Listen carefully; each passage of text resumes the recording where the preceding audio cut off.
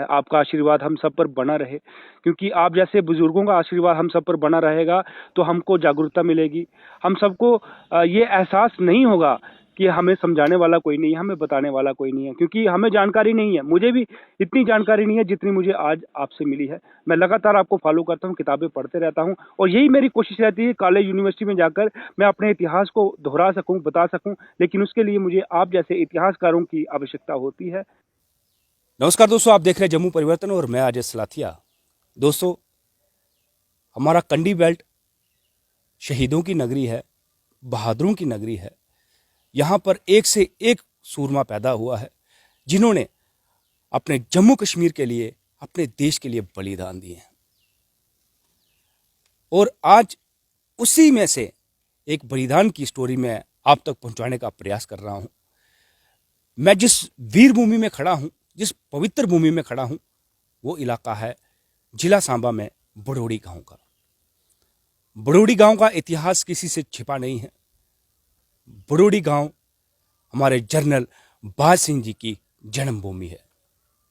General बाज Singh, general बाज सिंह जी का नाम इतिहास में अमर हो चुका है। मैं बता दूं, 1847 में उनका जन्म हुआ हमारे इसी कंडी बेल्ट के गांव बड़ोड़ी में। हर तरफ खुशियों का माहौल था। पूरा गांव का गांव खुश था क्योंकि उस गांव में इस बहादुर शेर ने जन्म लिया था जिनका नाम था जनरल बाज सिंह। महज उम्र 17 साल और 17 साल की उम्र में ही वो आर्मी में भर्ती हो गए। आर्मी में भर्ती होकर उन्होंने बड़े बड़े कारनामे किए और किस प्रकार उनको शहादत मिली, कौन कौन सी उन्होंने लड़ाइयां लड़ी, आखिरकार कौन कौन से तालाब उन्होंने इस गांव के लिए बनाए। ये जो आप प्रसिद्ध तालाब देख रहे हैं बड़ोड़ी का, यह तालाब उन्होंने स्वयं बनवाया है। इस घर के बिल्कुल पीछे अगर आप देखेंगे, उनके द्वारा बनाया गया यह पुराना घर है और आप देख रहे हैं उनके घर के बिल्कुल साथ में एक कुआं है। इसी पानी को वो इस्तेमाल किया करते थे। अधिक से अधिक जानकारी के लिए मैं अभी फोन कॉल मिलाऊंगा हमारे बुजुर्ग गोवर्धन सिंह जी को, जिन्होंने आर्मी में बहुत सारा योगदान दिया है और जो एक बहुत बड़ा नाम है हमारे जम्मू कश्मीर का, गोवर्धन सिंह जी का। तो दोस्तों, आगे की जानकारी हम उनसे लेते हैं और हम यही जानते हैं कि कितना बड़ा नाम है जनरल बाज सिंह जी का, कितना बड़ा नाम है इस बड़ोड़ी गांव का। बहुत से कम लोग जानते हैं इस गांव के इतिहास को, बहुत कम लोग जानते हैं जनरल बाज सिंह जी के बारे में। आखिरकार क्यों नहीं ऐसे शूरवीरों को हमारी यूनिवर्सिटी की किताबों में पढ़ाया जाता? आखिरकार क्यों नहीं ऐसे शूरवीरों को हमारे जम्मू कश्मीर के सिलेबसों में पढ़ाया जाता? ऐसी बातें हमारी जनरेशन को बतानी चाहिए, ऐसी बातें हमारे बच्चों को बतानी चाहिए ताकि वो इतिहास में अमर हो सकें। तो दोस्तों, आइए फिर बातचीत करते हैं गोवर्धन सिंह जी से और मैं अभी उनसे फोन पर बात करूंगा और आगे की जानकारी वही हम देंगे। तो बने रहे हमारे साथ, देखते रहें जम्मू परिवर्तन। गोवर्धन सिंह जी, आपका बहुत बहुत स्वागत है जम्मू परिवर्तन में।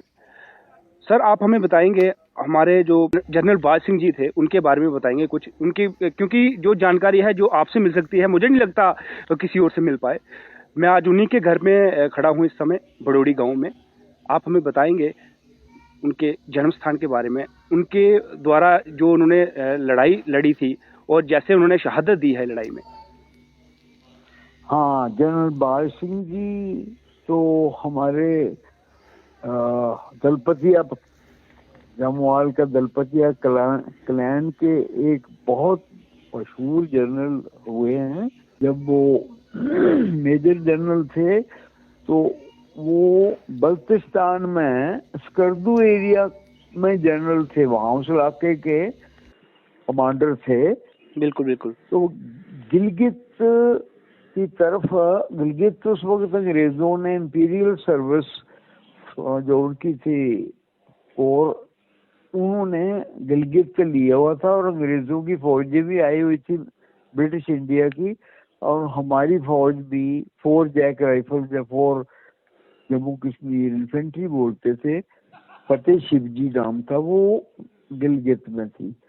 तो रूस वालों ने अंग्रेजों के खिलाफ और हमारे डोगरों के खिलाफ जब बल्तिस्तान में चित्राल पर चित्रालियों से हमला करवा के चित्राल का किले पर घेरा डाल दी, तो अंग्रेजों ने गिलगित से पलटन भेजी। उसमें हमारी 4 जेन की उस वक्त इन्फेंट्री थी, 200-250 मील और बड़े मुश्किल रास्तों में। उन्होंने सड़कें तो होती नहीं थी, 1985 की बात है जी जी जी ये, 1885 की बात है, 1885। जी जी सर।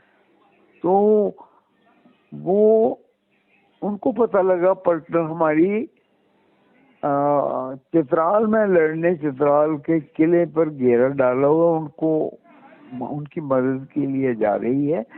तो उन्होंने सोचा स्कर्दू में तो कुछ नहीं हो रहा, मैं भी कुछ नहीं कर रहा, तो मैं पलटन को जाके शाबाश दे आता हूँ। तो 200-250 मील वहां से वो गिलगित पहुंच गए स्कर्दू से, पैदल ही होता था उन दिनों। जी जी जी जी।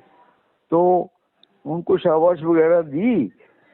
फिर पलटन जब चलने लगी चित्राल को, और 300 मील पहाड़ों में जाना था रूस की तरफ।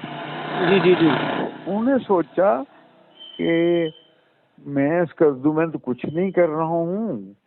जी जी और सर्दी के दिन थे, फरवरी मार्च के दिन थे। जी जी जी। तो उन्होंने कहा अच्छा पलटन जा रही है तो मैं कुछ नहीं कर रहा, मैं भी पलटन के साथ ही चलता हूँ। जी।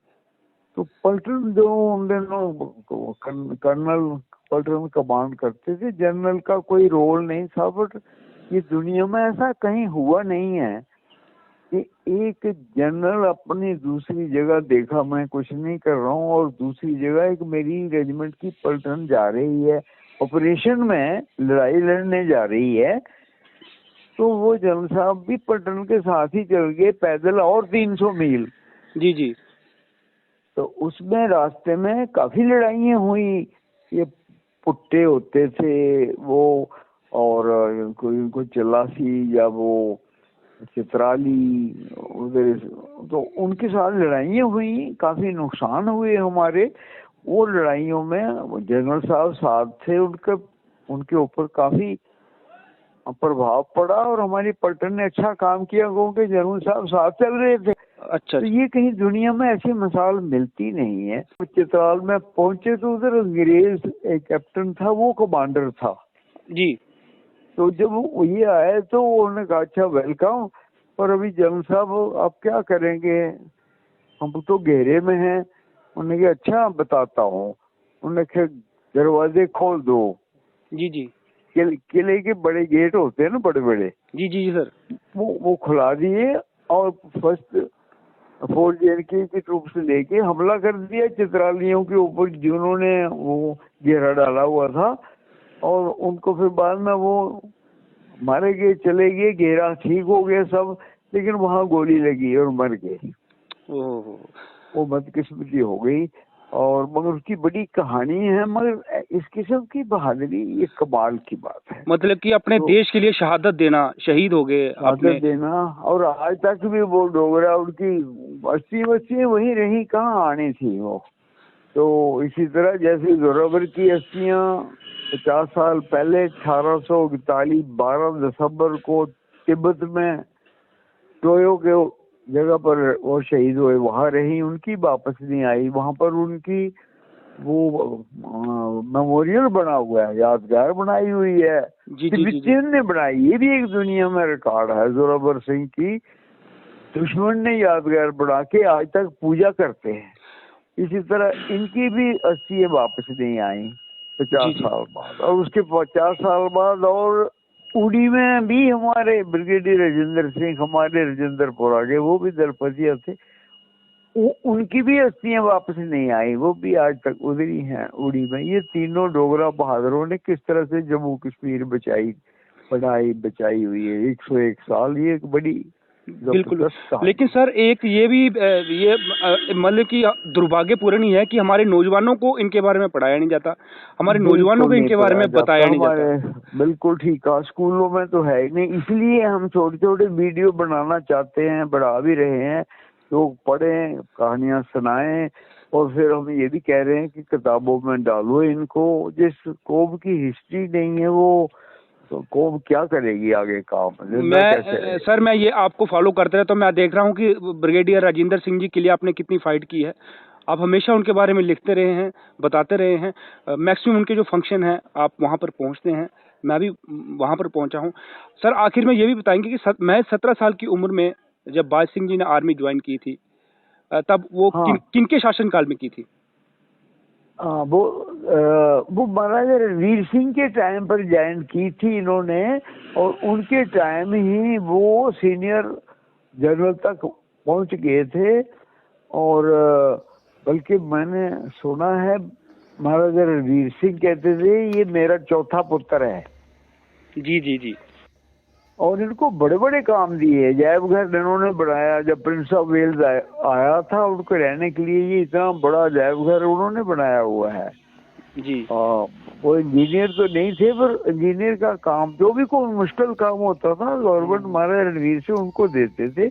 और फिर महाराजा रणवीर सिंह की डेथ के बाद महाराजा प्रताप सिंह बने, उनके काल में भी इन्होंने थोड़ी देर नौकरी की, और उसी में शायद ये शहादत भी उसी में हुई। डोगरा आर्मी ने तो कमाल किया, जोरावर सिंह के नीचे हिमालय के पार जाके गिलगित बल्तिस्तान 44 रियासतें फतह की थी ये 19वीं सदी में। तो उन्हीं की वजह से तो आज चाइना को भी हम दिल नहीं आने दे रहे हिमालय में, लद्दाख बचा हुआ है, तो वो हमने फतह किया था, डोगरों ने फतह किया था। 40,000 हमारी फौजें शहीद हुई हैं वहाँ 101 साल में। बड़ा काम किया डोगरों की, यही रियासत डोगरों ने सल्तनत बनाई थी, डोगरा पायर थी ये तो बहुत जबरदस्त हिस्ट्री है, लिखी भी नहीं गई अच्छी तरह, बच्चों को कुछ पता ही नहीं। ये मुझे बड़ा दुख होता है। क्या बिल्कुल सर, दुख होता है कि जब मैं भी पत्रकारिता करता हूँ, जब बच्चों से पूछता हूँ, यहाँ तक कि उन्हें हमारे महाराजों के नाम के बारे में नहीं पता। मैं एक कॉलेज स्टूडेंट से पूछा हमारे जम्मू कश्मीर के आखिरी महाराजा कौन थे, उसने आगे जवाब दिया महाराणा प्रताप। तब मैं भी अंदर से मतलब कि ऐसा मैंने सुना था, ये कहीं वीडियो में भी आया था। हाँ, ये मैंने ही चढ़ाया था। तो मैं कॉलेज में गया, यहाँ पे पूछ रहा था, मतलब कि हमारे महाराजा हरि सिंह जी के बारे में पता नहीं है, प्रताप सिंह जी, अमर सिंह जी, इनके बारे में कुछ जानकारी नहीं है, क्योंकि किताबों में पढ़ाया ही नहीं गया। अच्छा सर, जाते समय आप हमें ये भी बताएंगे कि आपने आर्मी कब ज्वाइन की थी और आप रिटायर कब हुए थे? मैं आर्मी ज्वाइन की थी 10 सितंबर 1947। ये सारे हमले मेरे सामने ही हुए। मैं श्रीनगर ही था, 22 अक्टूबर को हमला हुआ तो मैं श्रीनगर में था। 10 सितंबर को महाराजा हरि सिंह जी ने हमारी फाइनल इंटरव्यू ली थी। उनके साथ काक वाज प्राइम मिनिस्टर और general Scott was chief of military staff. तो हम 10 ऑफिसर बने थे, कमीशन अफसर हुए थे। 2 महीने की एग्जामिनेशंस और टेस्ट और रिटन और इंटरव्यूज और मेडिकल 2 महीने लगे थे। उसके बाद 10 आदमी 10 सितंबर को, तो मैं उनमें एक हूँ। एक ही अब रहा हूँ, बाकी कोई भी नहीं। 9-10 में से कोई नहीं रहा, और जनरल भी मैं ही बना, और कोई जनरल बना भी नहीं। इंडियन आर्मी में मैं ही जनरल बना, तो मिलिट्री सेक्रेटरी भी रहा मैं प्रेसिडेंट के साथ। तो मुझे मौका मिल गया ये सब कुछ देखने का, समझने का और लोगों को समझाने का। किताब भी लिखी है मैंने ब्रिगेडियर राजेंद्र सिंह जी के ऊपर ही। जी जी जी। अभी आप लोग कर रहे हो, अच्छी बात है, ये नौजवानों का काम है। जी जी जी जी सर, मैं तो 10 सितंबर 47 को हुआ था, और मेजर जनरल रिटायर हुआ मैं 1984 30 अप्रैल को। जी जी जी। और तब से मैं अभी तकरीबन 38 साल हो गए हैं। सर्विस लीग का प्रेसिडेंट रहा, MLC भी रहा मैं। जी जी। और माता वैष्णो देवी धर्मार्थ ट्रस्ट का प्रेसिडेंट भी रहा 5 साल। जी जी जी जी। तो ये ऐसे ही जितनी सेवा होती है करते रहे। सर जिला सांबा हमारा कंडी बेल्ट, आपको हमेशा फॉलो करता है। आपका आशीर्वाद हम सब पर बना रहे, क्योंकि आप जैसे बुजुर्गों का आशीर्वाद हम सब पर बना रहेगा तो हमको जागरूकता मिलेगी। हम सबको ये एहसास नहीं होगा कि हमें समझाने वाला कोई नहीं है, हमें बताने वाला कोई नहीं है, क्योंकि हमें जानकारी नहीं है। मुझे भी इतनी जानकारी नहीं है जितनी मुझे आज आपसे मिली है। मैं लगातार आपको फॉलो करता हूँ, किताबें पढ़ते रहता हूँ और यही मेरी कोशिश रहती है कॉलेज यूनिवर्सिटी में जाकर मैं अपने इतिहास को दोहरा सकूँ, बता सकूँ, लेकिन उसके लिए मुझे आप जैसे इतिहासकारों की आवश्यकता होती है। आप बड़ा अच्छा काम कर रहे हो, बड़ी खुशी की बात है। लोगों को पता होना चाहिए। और साबा डिस्ट्रिक्ट को तो हम बोलते हैं डिस्ट्रिक्ट ऑफ द ब्रेव्स। वो तो बहादुरों का शहर है, बहादुरों का जिला है, डिस्ट्रिक्ट। वो देखो गांव गांव में कितने शहीदों के गेट बने हैं, बुतियां लगे हैं। बहुत बहादुरी का काम किया है। और वैसे भी बॉर्डर के ऊपर रहते हैं, रात को भी होशियार रहते हैं और लड़ाइयों में भी इनके आदमी बच्चे जाते हैं, उनके स्मारक बने हुए हैं।